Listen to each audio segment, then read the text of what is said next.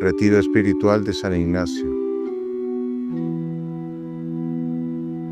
Salve María, nos encontramos ya en la última meditación de este segundo día del retiro espiritual.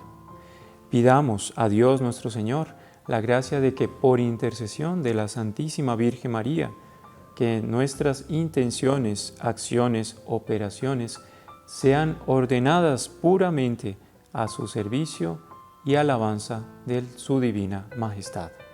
En el nombre del Padre, y del Hijo, y del Espíritu Santo. Amén. Dios te salve María, llena eres de gracia, el Señor es contigo. Bendita tú eres entre todas las mujeres, y bendito es el fruto de tu vientre, Jesús. Santa María, Madre de Dios, ruega por nosotros pecadores, ahora y en la hora de nuestra muerte. Amén. En el nombre del Padre, y del Hijo, y del Espíritu Santo. Amén. Examen de conciencia. Meditación 6, día segundo. Nos está invitando Dios y la Santísima Virgen a hacer un examen de conciencia, un buen examen de conciencia, porque habitualmente o no lo hacemos, que el ideal sería hacer todos los días un buen examen de conciencia, o no lo hacemos o lo hacemos de manera muy ligera, muy superficial. Y por eso en este día vamos a aprovechar para hacer un examen de conciencia de toda nuestra vida, desde el primer uso de razón hasta el momento de presente. ¿Será que nos acordamos del primer pecado que cometimos, de la primer falta? ¿Será que nos acordamos de la última falta que hemos cometido? ¿Qué sensibilidad tenemos nosotros en relación a las faltas que cometemos? ¿Será que vamos habituándonos al pecado por el día a día, el corre-corre, las ocupaciones, o simplemente porque no estamos cuidando bien de nuestra vida espiritual? ¿Qué tan delicada es mi conciencia? ¿Será que tengo una conciencia farisea? ¿Qué es una conciencia farisea? Es aquella que agranda lo pequeño, sobre todo si es del otro, y que encoge lo grande de mis propias faltas. ¿Será que yo soy muy fácil en juzgar las faltas de los demás y soy tardo e incluso laxo para analizar las faltas propias? De todo esto es importante irnos introduciendo con mucha paz, con mucha serenidad, sin querer nosotros desviar la atención de nuestras faltas y aprovechando el momento para hacer un minucioso examen de conciencia. Pero aquí quiero hacer antes una advertencia, o más bien darles un consejo. Nosotros debemos ser honestos siempre que nosotros nos presentamos al confesionario. ¿Por qué digo esto? Porque muchas veces, así como puede pasar que hay personas que llegan al confesionario y que sabiendo que han cometido una falta grave, como esta falta les causa miedo o vergüenza para confesarla, la ocultan y no la dicen. Esa confesión fue una mala confesión, una confesión que no vale. Es una confesión que además es pecaminosa porque estoy haciendo un uso indebido de algo sagrado que es el sacramento de la confesión. Si yo he sido consciente de mis faltas y que han sido faltas graves y las oculto por vergüenza o miedo en la confesión, esa confesión no cuenta. Fue una confesión sacrílega. Entonces hay personas que lamentablemente hacen eso. Pero tampoco podemos caer en otro error. Es querer atribuirnos faltas que no hemos cometido. ¿Cómo sabemos si ha habido falta o no lo ha habido? Muy sencillo. Primero, tiene que haber materia de algún pecado, pero vamos a ocuparnos sobre todo de los pecados mortales. ¿Qué es un pecado mortal? Es aquel que primeramente ha habido materia grave. Materia grave es, por ejemplo, cualquier pecado contra la religión, contra Dios. Por ejemplo, pecado grave también es cualquier falta que se comete contra la virtud angélica de la pureza, aunque sea de pensamiento. Si yo he consentido un pensamiento de lujuria, si he visto una cosa indebida, si he realizado un acto a solas o con otra persona que atenta contra esta virtud, cualquiera de estas ya es un pecado grave. O si yo conscientemente he atentado, por ejemplo, contra cualquier mandamiento de la ley de la Iglesia. Y ya vamos a entrar en detalles en relación a eso. En relación a los mandamientos de la ley de Dios, que yo debo conocer también, hay algunos mandamientos que pueden, digámoslo así, tolerar materia, y se puede distinguir entre materia leve y materia grave. Por ejemplo, el 8º mandamiento, no mentir. Hay mentiras leves que no perjudican a nadie, que no traen graves consecuencias, pero hay mentiras que sí son graves, que traen graves consecuencias o que incluso han sido mentiras para ocultar faltas graves también. En ese caso, una mentira es pecado mortal. Es importante que nosotros sepamos de esto para tener conciencia de en qué hemos faltado gravemente a Dios y asimismo hacer ese repaso, ese recuento de nuestra vida para nosotros con mucha calma y con mucha serenidad ir anotando aparte las faltas graves que hemos cometido y de esta manera preparar una confesión de vida, una confesión general. ¿Cuándo no es recomendable hacer esta confesión general de nuestras faltas? Es cuando yo ya me he confesado de esas faltas graves, he hecho una buena confesión, por tanto no las he ocultado, ni tampoco he ocultado los agravantes de esas faltas. ¿Qué es un agravante de estas faltas? Por ejemplo, una cosa es cometer un acto impuro con una persona soltera, más grave aún si esa persona era casada y más grave aún si la persona con la que cometí la falta era una persona consagrada a Dios. Eso es importante tenerlo presente. Pero entonces, si yo no he ocultado ni la falta ni sus agravantes, yo puedo decir que me he confesado bien, aunque se me hayan olvidado algunas faltas. Si yo en el momento de confesarme lo hice con el deseo y el propósito de no volver a cometer esas faltas y de confesar todo aquello de lo que yo tenía conciencia, me he confesado bien. Ahora, si después de mi confesión me acuerdo de alguna falta grave que he cometido, puedo estar tranquilo que puedo comulgar porque me confesé honestamente, pero si es necesario que esa falta grave de la que me acordé después de confesarme, la diga lo más pronto en mi próxima confesión. Otro punto importante es tener presente que la regularidad con la cual yo me debo confesar es sobre todo, depende de que yo viva en gracia. No podemos habituarnos a vivir en pecado mortal. Alguien dirá, Padre, pero yo caigo tanto en esta o en aquella falta y yo sé que son faltas graves. Entonces, con mayor razón, debo procurar confesarme con frecuencia para procurar mantener el estado de gracia o fortalecerme en ese combate contra algún vicio. Lo que recomiendan algunos autores de vida espiritual es que un buen católico debería confesarse una vez al mes o 2 meses, en fin, cada uno de nosotros debe reconocer qué tan frecuente debe ser la confesión. Alguien dice, la confesión es un invento de los sacerdotes. Y no es verdad. Nada más, preguntémonos lo siguiente. ¿Se conoce el inventor de la energía eléctrica, del teléfono, del telescopio, en fin, tantas cosas que han sido invención humana y se conoce su creador? Les pregunto, si se conoce el inventor de todo eso, ¿quién fue el inventor de la confesión?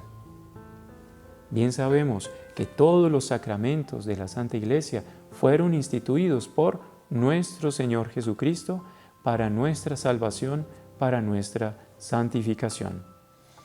Y si fuera una invención humana, y eso lo dice de una manera muy pintoresca el padre Loring en el libro Para Salvarte, dice él que si hubiera sido una invención humana, primero tendrían que haber puesto una remuneración, como todo en la vida humana.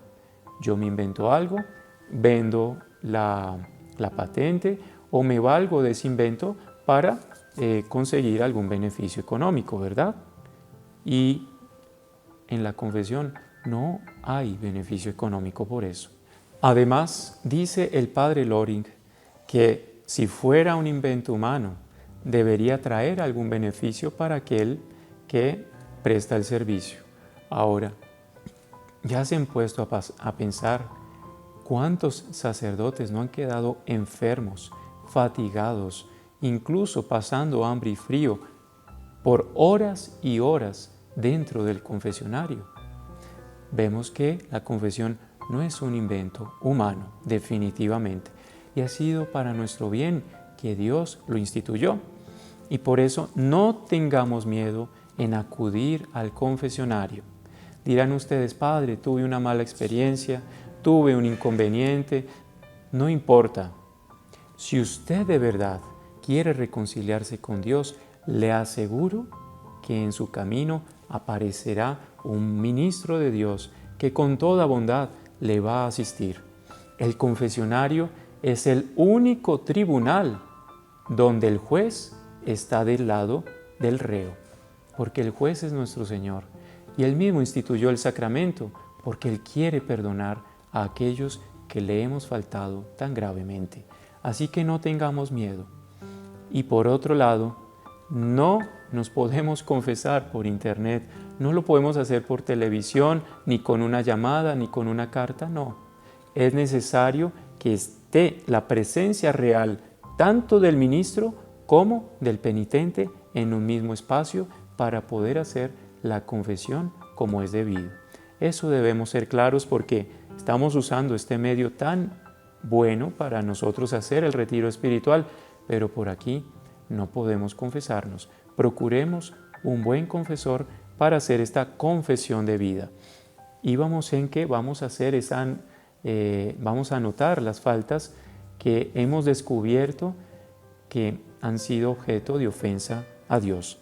Y para eso, antes de hacer este examen de conciencia, iniciemos con una oración, pidiéndole a Dios no solamente las luces para nosotros darnos cuenta de en qué le hemos faltado, sino también que nos conceda el dolor de las faltas y el rechazo de todas ellas para tener el firme propósito de nunca más volverlo a ofender. Hagamos una reflexión de por qué el pecado no solamente es una ofensa a Dios, sino también que vuelve fea nuestra alma, la mancha. ¿Por qué será que el pecado nos vuelve tan horrendos, tan repugnantes, al punto que santos, por ejemplo, San Juan Bosco, cuando llegaban personas a confesarse con él lograba percibir, por una gracia de Dios, el olor de los pecados de la persona. Y muchas veces le causaban tantas náuseas que él debía cubrirse el rostro para no sentir ese olor tan nauseabundo de las faltas de quien venía a confesarse. Si nosotros pudiéramos sentir el olor de nuestra alma, sería un olor perfumado, aromático, agradable. ¿Cuál sería el olor de nuestra alma? Pues reflexionemos un poco en eso. Y por último, comencemos a hacer el recuerdo de toda nuestra vida.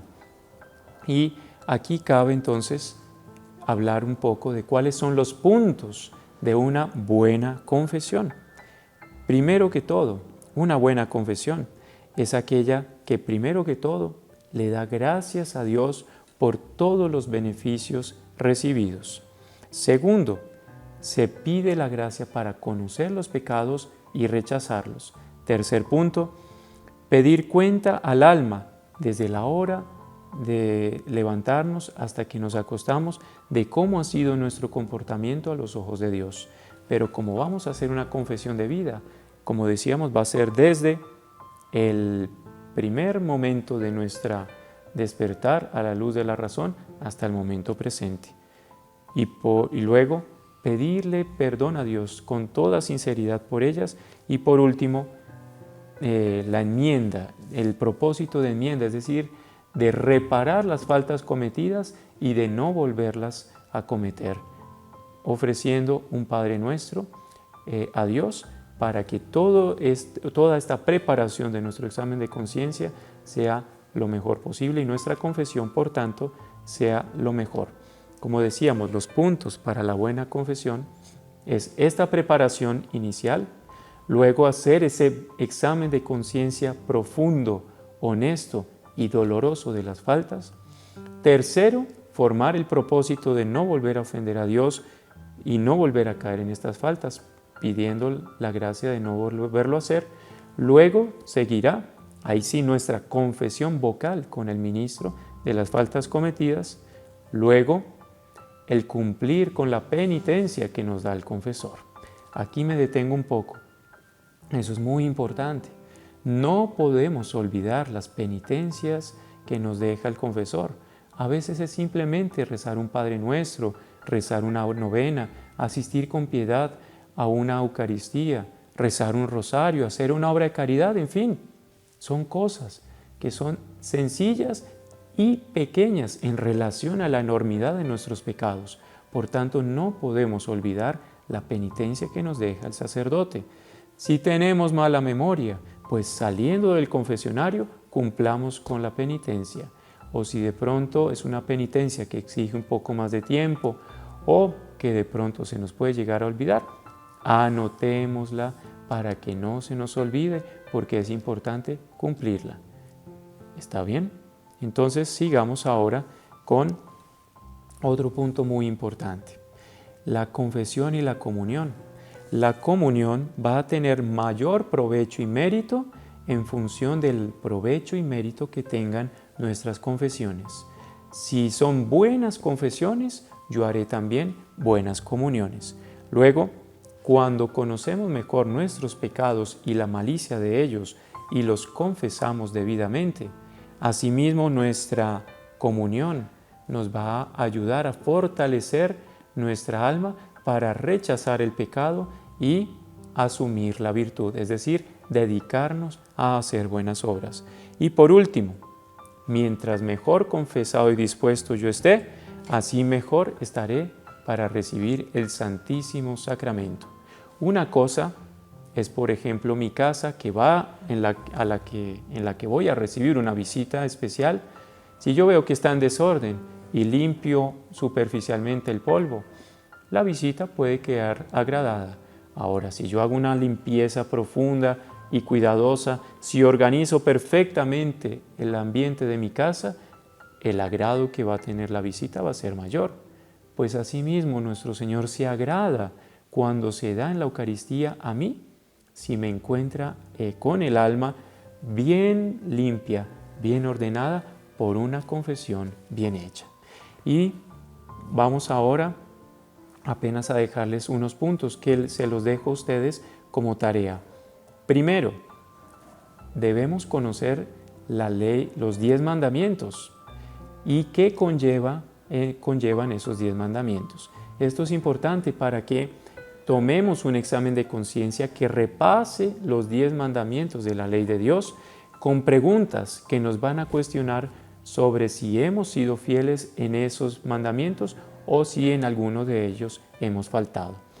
Los 5 mandamientos de la ley de la Iglesia, es indispensable conocerlos. Primero, asistir a misa todos los domingos y días de precepto.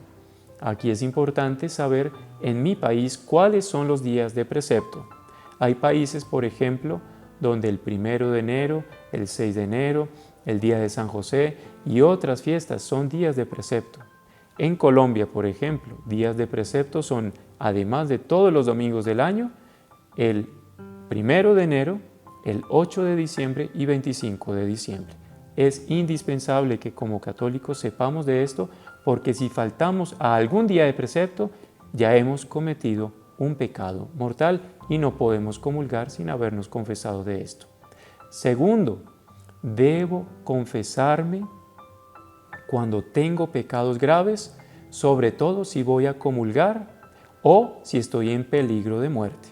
Ese es el segundo de los mandamientos de la ley de la Iglesia. El tercero, comulgar por lo menos para Pascua de Resurrección. El cuarto es que debo saber qué días debo hacer ayuno y abstinencia. Son dos cosas distintas que, como les digo, les dejo como tarea que deben estudiar para saber qué es el ayuno, qué es la abstinencia, que se deben practicar las dos, el miércoles de ceniza y el viernes santo. Y la abstinencia, sobre todo y sin excusa, sin evasión, la abstinencia todos los viernes de la Cuaresma. Es indispensable saber esto. Y por último, quinto, debo ayudar a la Iglesia con las necesidades y con las obras que se realizan. ¿Cómo estoy yo con mis obras de caridad, con la ayuda que yo puedo prestar a la Santa Iglesia en todo el bien que hace a las almas? Y pensar un poco también en mis deberes de Estado, tanto la ley de Dios como la ley de la Iglesia y mis deberes de Estado, analizarlos desde los pensamientos, las palabras, las acciones, los deseos y las omisiones. ¿Cómo he faltado en esas leyes y en mis deberes? ¿De qué manera he faltado en estos aspectos? Luego, hacer mi acto de contrición. Importantísimo, yo debo saberme el acto de contrición. Si no me lo sé, sea esta la oportunidad para aprenderme el acto de contrición.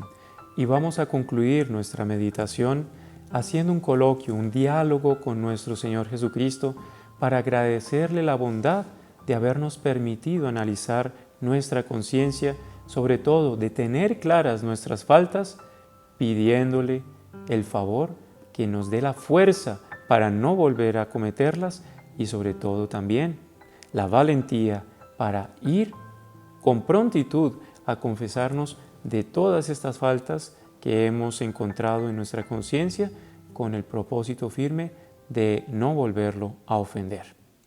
Y para ayudarles en esta meditación y en su examen de conciencia, en la descripción de este video vamos a dejarles un enlace en el cual podrán descargar su examen de conciencia y el acto de contrición.